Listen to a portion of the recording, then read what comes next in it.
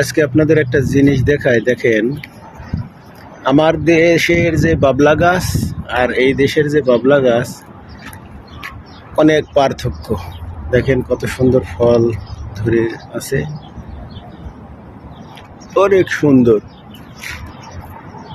এখানকার বাবলা গাছগুলা চারিদিক ছাতার মতো ছাউনি হয়ে আছে। যেহেতু এ দেশ মরুভূমির দেশ, এখানে অনেক প্রচণ্ড গরম, রৌদ্র গরম,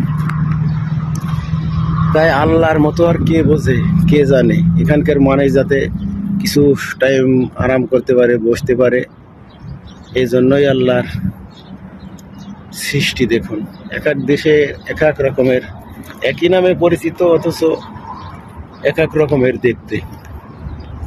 দেখেন ছাউনি হয়ে আছে, আর আমাদের দেশে, এই দেশে বাবলা গাছে কাঁটা নেই, কোনো কাঁটা নেই।